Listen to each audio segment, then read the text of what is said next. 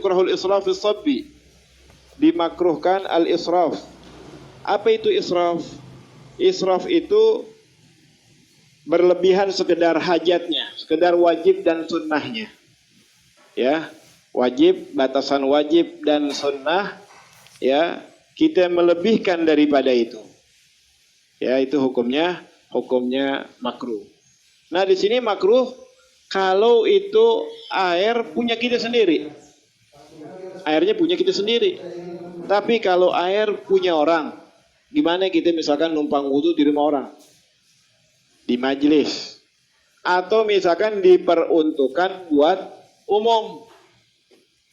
Atau buat orang yang hadir di masjid itu. Karena dia mau sembahyang di situ, ya buat diperuntukkan buat itu. Dia lagi etikaf di situ. Kemudian tahu-tahu ngimpi punya hadas janabah, ya pakai air. Gak apa-apa mandi di situ. Ya, gak apa-apa boleh mandi di situ. Atau misalkan dia mau sholat, dia wudhu di situ. Nah, tatkala wudhu, tatkala mandi, jangan melebihi daripada batasan. Yang sekiranya cukup, ya, dalam tuangan. Fisab di sini maksudnya dalam tuangan kita. Dalam kita mengguyur wajah kita, tangan kita, kepala dan kaki dan seterusnya, jangan berlebihan. Jangan berlebihan. Ini hukumnya makruh kalau milik kita. Air kita, rumah kita. Tapi kalau tempat umum atau di rumah orang, kita minta ridhonya. Yo, kita diketawain, Ustaz minta ridhonya, Ustaz tadi aneh pakai. Ya Allah, diketawain sama orang-orang. Tapi itulah, ya, karena ridho ini samar. Ridho ini nggak ada yang tahu kecuali orangnya tersebut. Gimana? Makanya kita pakai yang wajar-wajar aja. Jangan berlebihan. Yang sekiranya ya sekedar hajar sunnah dan kewajibannya yang sunnah, ya melebihi daripada itu namanya israf. Dalam tuangan, di dalam wudu kan sunnahnya 3 kali. Lebih dari 4 kali itu hukumnya makruh. Guyurannya misalkan orang guyur pakai gayung, dia pakai ember. Guyung pakai ember sekali, 2 kali, 3 kali, habis. Air nggak berhenti. Orang rumah pada ngambek. Siapa sih ini mau mandi? Nggak tahu tuh anak majelis tuh mandi. Nah, itu kalau misalkan ada begitu nggak ridho, berarti kan haram hukumnya. Makanya ulama-ulama dulu mereka paling kagak mau wudu atau mandi di tempat umum. Dia mau di rumahnya dia. Dia masuk ke masjid, datang ke masjid udah dalam keadaan suci. Bukan berarti kagak boleh, nggak apa-apa, boleh. Nggak apa-apa di kamar di masjid nggak apa-apa. Tapi jangan berlebihan.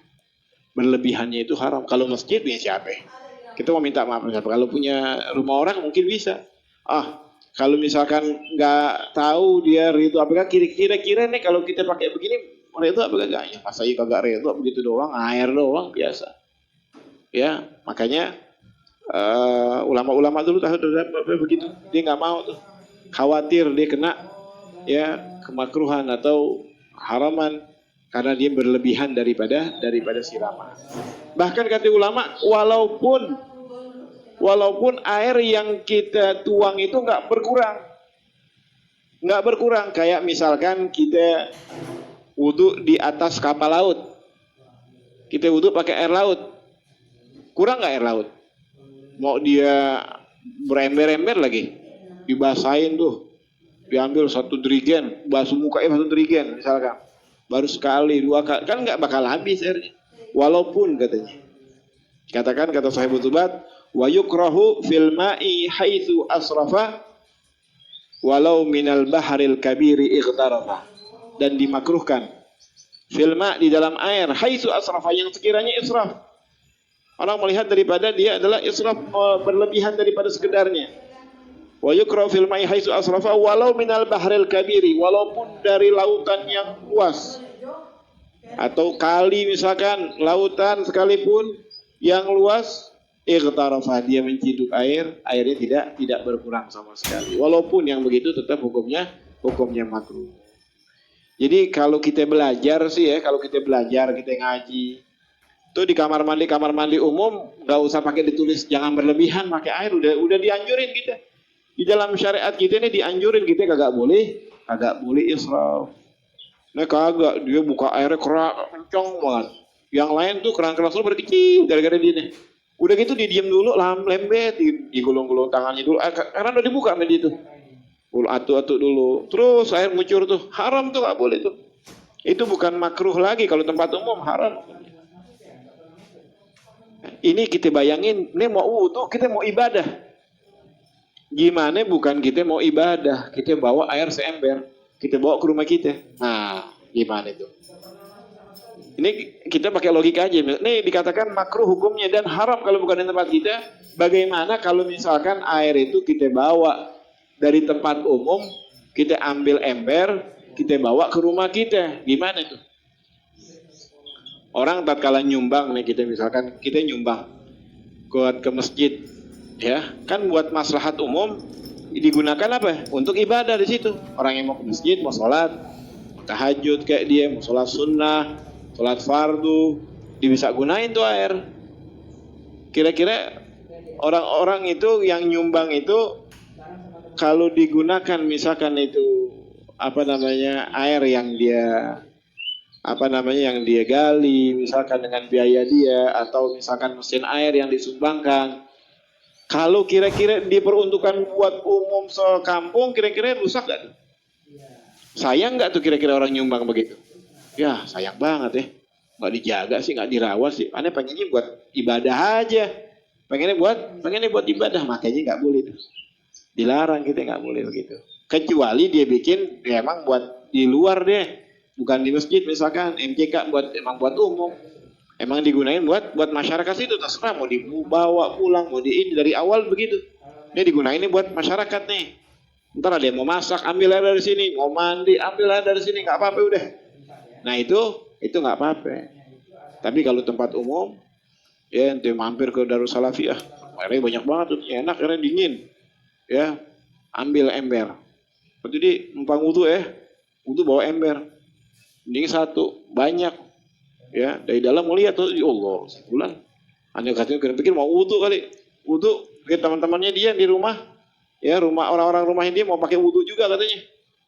Nah, ini kalau misalkan sahibul baitnya itu kayak Ustaz Yudi bisa, kalau yang lain gimana? Ah, enggak apa-apa buat wudu deh. Biarin dapat pahala gitu ya, enggak apa-apa. Ya, kalau misalkan ada yang enggak itu jadi hukumnya haram. Jadi katakan sahibul kitab wa yukrahul al-israfu bis-sab, dan dimakruhkan israf, berlebihan di dalam menuang, baik tuangan wudu atau tuangan daripada mandi janabah. Begitu juga yang berikutnya wal ghuslu wal wudu fil ma'ir rakid, dan berwudu ya dan mandi di air yang sedikit tergenang. Di air yang sedikit tergenang itu ada larangan dari Rasulullah sallallahu alaihi wasallam. Ya, wala yaghtasilu fil ma'ir rakid, dan jangan kalian mandi di air yang tergenang. Air sedikit yang tergenang. Jangan mandi di situ. Ya. Kemudian waziyadatu ala salas. Tadi dikhususkan dalam menuang. Kalau di sini dikatakan menambah 3 kali. Lebih daripada 3 kali. Wudu disunahkan 3 kali. Mandi begitu juga. Basuhan pala, badan yang kanan, yang kiri, yang belakang, depan, itu kan 3 kali sebagaimana telah dijelaskan. Wa ziyadatu ala salas, dan menambahkan, melebihkan daripada 3 kali, itu hukumnya makruh. Hukumnya makruh, berlebihan daripada 3 kali. Ya, dikatakan di dalam syarah kitab ini, ya, min ghairi nahwil musabbal. Ya, selain daripada tempat yang umum. Kalau memang tempat umum, hukumnya haram. Kalau di tempat umum, hukumnya haram. Ini kalau di tempat dia sendiri. Wa ziyadatu ala salas, lebih daripada 3 kali. Kemudian wa tarkul madmadah wal istinsyak, ya, dan meninggalkan kumur-kumur. Dia wudu nggak pakai kumur-kumur, langsung yang wajib-wajibnya aja. Ya boleh begitu, nggak apa-apa sah, tapi hukumnya makruh. Hukumnya makruh. Wal istinsyak begitu juga, masukkan air ke dalam hidung, dia tinggalin, dia nggak lakukan itu, itu hukumnya makruh. Kenapa? Ada khilaf tentang wajibnya. Dan semua yang ada khilaf tentang wajibnya, diantaranya itu basmalah, begitu juga la wudu aliman lam yusammi Allah, tidak ada wudu orang-orang yang tidak menyebut nama Allah Subhanahu wa taala. Bagian ulama mengatakan wajib hukumnya, tinggalin makruh hukumnya. Bahkan kalau kita ingat, datangin di pertengahannya, baru dari kita lewat tentang sunnah-sunnah wudu. Idza nasiya atabihi qabla faraghi. Kalau dia lupa, maka datangkan sebelum selesainya wudu. Apa dia baca? Bismillahi fi awwalihi wa akhirih. Seperti makan dan minum, kita lupa, kita baca tuh. Kalau dimakan walaupun setelahnya, tapi dalam wudu ya sebelum selesai daripada wudunya dia didatangin tuh. Kalau dia lupa baca basmalah. Sebagian ulama mengatakan makruh ditinggalin dengan sengaja. Tinggalin basmalah dengan sengaja dalam wudu atau dalam mandi, hukumnya makruh. Kemudian yang berikutnya wa yukrahu lil junubi, dan dimakruhkan bagi orang yang mempunyai hadas janabah al aklu, makan, wa syurbu, dan minum, wa naumu, tidur, ya malam habis bertempur, bukan langsung mandi dia tidur. Mandi, jangan bermalam dalam keadaan janabah, jangan bermalam dalam keadaan junub. Bagaimanapun keadaannya, kecuali dia nggak kuat. Tadi dia kuat itu. Ya bertempur kuat, mandinya kan. Kalau nggak kuat jangan pakai macam-macam dah. Ya nanti aja kalau udah kuat. Ini lagi meriang, kuat-kuatnya dia. Lagi meriang, tapi mandinya nggak mau. Tayamum. Mungkin dia khilaf kali, dia lupa. Nanti akibatnya bisa harus mandi misalkan. Ya, kalau memang dia nggak kuat, nggak ada daya, dia tayamum, ganti dengan tayamum. Minimal dia apa yang tadi katakan, dimakruhkan bagi orang junub makan, minum, tidur, wal jima. Nambah wal jima qabla ghuslil farji wal wudu. Sebelum dia cuci kemaluannya dan berwudu. Dia mau jima lagi, kalau dia mau nambah lagi, dia udah lepas misalkan kemaluannya dia mau tambah lagi, makruh untuk dia meneruskan lagi, kecuali dia sudah cuci itu kemaluannya dan dia sudah wudu. Nah, jangan pakai malu-malu. Banyak pengantin-pengantin yang baru sini nih, ya, atau pengantin lama kalau nggak tahu juga belajar ini masalah seperti ini. Kadang maaf, ya misalkan dia habis hubungan, tahu-tahu ada tamu, misalkan dia lepas, kemudian dia mau terusin lagi kan? Dia mau terusin lagi, belum dicuci tuh, makruh hukumnya. Ya, dia cuci dulu kemaluannya atau dia wudu. Dia cuci kemudian dia wudu, terusin lagi. Nah, begitu juga tadi dikatakan makan jangan makan dalam keadaan janabah. Cuci dulu kemaluannya, kemudian dia wudu. Kalau misalkan nggak keburu juga, misalkan dia cuci kemaluannya, dia makan. Misalkan yang buru-buru, misalkan orang yang lagi puasa di bulan suci Ramadan, ya malam dia kagak kelupaan mandi, ketiduran, capean, dia bertempur, kemudian habis itu dia tidur, udah masuk waktu imsak. Kalau dia pakai mandi dulu, akhirnya dia nggak makan sahur. Nah, dia nggak makan sahur, akhirnya udah. Bisa gak tuh dikerjain tuh dua-duanya? Kalau nggak bisa, paling kagak, ya dia cuci kemaluannya dia, kemudian dia makan atau dia minum. Jangan sampai dia nggak cuci kemaluannya atau dia dengan dia wudu. Cuci kemaluan dan wudu itu yang paling afdolnya, dan yang lebih afdol lagi dia mandi. Kalau memang ada waktu, keburu waktu, dia untuk mandi. Kalau nggak keburu, ya hanya wudu, kemudian cuci kemaluannya dan dia berwudu. Kemudian di dalam syarah kitab ini, fa illam yajidul ma, kalau emang temuin air kagak ada.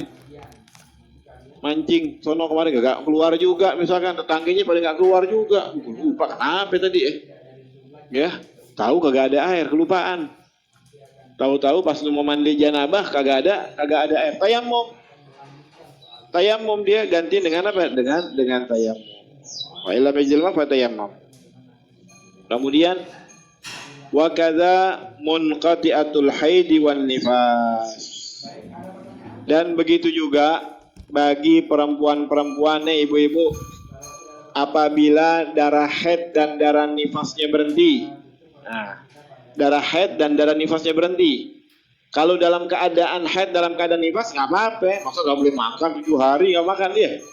Ya kejam banget. Berhenti darah haidnya, ya makruh dia makan, dia minum sebelum dia cuci itu dan dia wudhu.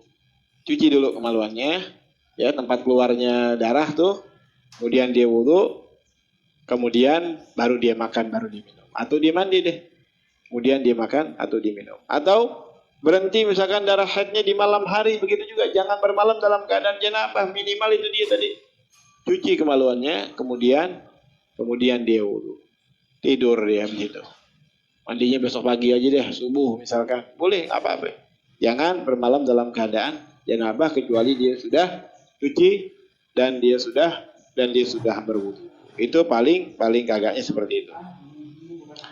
Kemudian di dalam syarah kitab ini dijelaskan sedikit wa yahrumul jima' man tanajjus dzakarahu illa salisan. Dan diharamkan seseorang untuk bersetubuh sedangkan kemaluannya ada najis. Ya, kemaluannya ada najis, dia habis buang air kecil misalkan. Keluar sedikit misalkan. Kemudian dia mau jima misalkan. Diharamkan hukum. Wa yahrumu jima' man tanajjus dzakarahu illa salisan. Kecuali dia punya hadas salisil baul. Keluar terus. Ya, air kencingnya misalkan keluar terus keluar terus, nggak berhenti. Nah, itu ma'dzur, nggak apa-apa ya begitu. Selain daripada itu hukumnya haram. Dicuci dulu kemaluannya dia, baru dia berhubungan.